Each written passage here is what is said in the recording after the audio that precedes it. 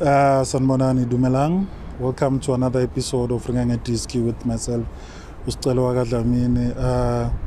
First and foremost, guys, I come to you like as a sad South African man, as an angry South African man, and as a coward South African man, because I think one of the things that we need to face as men in this country is that we are cowards, we are cruel, we are evil, we can't take care of our ladies, we can't take care of our women, we don't deserve them.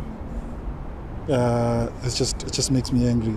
And as a South African, with all the attacks going on, us killing our brothers and us killing our sisters just because they're from a different country, I'm ashamed, guys. I can't stress that enough. I'm ashamed, I'm sad, I'm angry. And yeah, man, to every man that's out there engaging on this, please just keep on engaging. We need to talk about this, we need to act on this, we need to do better. I think the hashtag that's going around that says let's do better, we need to do better, I agree with that, guys. We really need to do better. On that note, guys, this is going to be just a short episode. Really did miss you guys last week, and forgive me for not coming through. Last week I had a detour. I went to a nice family wedding, and I was proper. Mr. and Mrs. Ngwenya, congrats to you guys. Appreciate your hospitality. We had fun at the wedding. But I must say, I missed football that past weekend. I didn't even see the Arsenal getting beat by Liverpool. I didn't see a lot of games. So it's just another thing that I wanted to ask you guys about. What do you do when you miss a game? Do you go back, watch the highlights? Do you watch the whole match? Do you think about it? And let's engage on that. You guys tell me, what's your routine if you miss a game, and how do you get back on track on what's going on in the league? I remember that weekend I was at the wedding, and I was trying so hard not to look at my phone because I couldn't. I just don't like those highlights that are coming in or updates, and I'm not watching the game. But other than that, guys, I'm back this week, and man, there's so much to talk about this week. Firstly, let's start with BAFANABAFANA coach. Congrats to Molefi Ntseki. He's the new BAFANABAFANA coach on a permanent basis. I must say, I was surprised, not by him being a coach, but by Safa just taking a decision so quick, so firm. So, it was surprising. But congrats to Molefi Ntseki. So as I said, I really do wish him all the best. I think any coach who takes that position is going to have a hard time.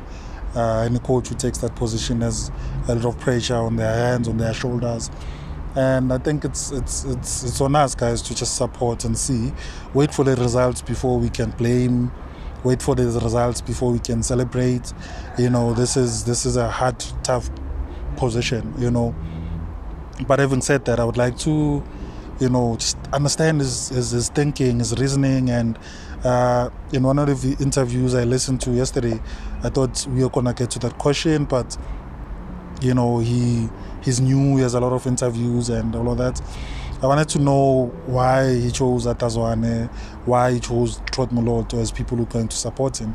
And that's purely out of interest, man. I think you want to know how a coach thinks. You want to know what he's looking for in his assistants, what he's looking for in Atazwane, what he's looking for in Trotmoloto. Trotmoloto has a great track record, both positive and negative, because at Sundowns, he at the beginning, he was known as the guy who would just hire and fire, at Sundowns. So man, I would like to just understand why Coach Ntseki aqashe Ata and aqashe because Ata is a young coach, he's fresh, he's starting up with the MTC team, he's assisted maybe Nyanga 2 months, 3 months, Lapana Chiefs, so man, I would like to understand the thinking behind that.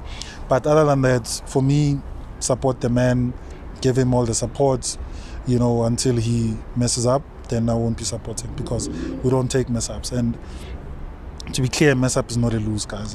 You'll notice a mess up when you see one. It's not just a lose or something like that. But they're going to Zambia. anyway, if that game happens, I heard there could be, that game could be, I don't know, postponed, called off, due to all these things that are happening. So I read that that game is in danger of being called off. So I hope it doesn't, and we get to see Ntseki playing, and we get to see football, man. Football is like any other sport. It trumps all the evil in the world, and it just brings people together. So hopefully we get to see that game. Guys, finally, George Libisi has left the Sundowns. Do you guys know, Guti, or has any of you seen a football contract? Because a football contract seems so solid, eh? Like, it's very rare where you see a player or club just letting go of someone, or the player just leaving without all these talks, and because, for example, Ulibis in a statement, he says Guti, he understands that the club invested so much on him, which is true. The club invested so much on him, and I say it's true because I assume. Let's be honest, guys, we assume, because we never get told the amount the players bought for, but I guess in terms of them paying him monthly, them giving training facilities and all of that, that's their investment. So I guess that they deserve an output from him. But when in football do you say, we've made a bad investment here, we need to let this player go? Because George has been there for 2-3 years since he left Chiefs, and remember when he was leaving Chiefs, he had issues with not playing, and then he went to Sundowns, which at the time I thought, if you're not playing at Chiefs, which they were struggling at the time, how are you gonna play at Sundowns when they on top of their game? Sundowns was on top of their game that season, and when he went to them, and I couldn't see who he was going to unsit or bench or take Ichezi from. But anyway, he went there, and since then, man, his career has been going under and down, and it's just been bad. And even when he went on loan on SuperSport, it didn't seem SuperSport were keen to keep him, but they might keep him. They might call him to come play, but we don't know what the future holds for him. Shame. But other than that, man, I think both parties just made a bad decision on signing the player, signing for the club, and the club signing the player. And not because George is a bad player. I just think Uguti, that whole decision was too impulsive. I think because he was upset at Chiefs, and because they wanted a player from Mamelodi to come play for them, they signed him, and so that whole deal was just, But as I was saying, a football contract seems very solid, guys. Eh? Like, players, they suffer through this like, due to these contracts, they really, really suffer. But man, wish George the best. To me, he's a good player, and hopefully he finds a club somewhere.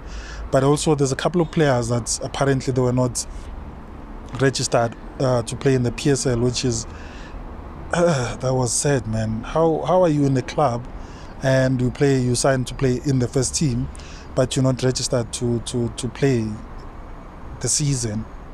That's just sad. But hopefully those players get signed, especially Ngoma, because he's a great player. Open Ngoma is a great player, man. He has talent, and man, hopefully he plays or gets loaned or gets, he also get his contract terminated so he can go play somewhere else, But again, there's players that Chiefs has let go of, 2 players that Chiefs has let go of, which were signed by the first team, but they never got to play for the first team, which was also strange, because I remember when they signed, was this MIRWA? Yeah, it's MIRWA, right? The left back. They also promoted Ntia at the same time, and I was like, wait a minute. So how are you promoting a player and signing another player? And these players are young players, if you look at it that way. These players are young players, and so now you have these players competing, and I was like, no, one of these players is not going to play. It was even worse when they promoted Repi Mashile. He's also a left-footed player who plays left back, so I was like, no, one of these players is not going to play. And unfortunately it was Umirwa, and he's been let go without ever making a debut, which is, I don't know, free pay. as a player? Do you look at it like that, gents? Do you look at it as a free pay and you think to yourself, well, I'm here for 2 seasons, I make a couple of 100Ks and I leave, and yeah, it's been a nice payday, eh? But also, man, I think most players who are let go by big teams, their reputations rather suffer, man. How many players, like, where is Mandla Masango right now?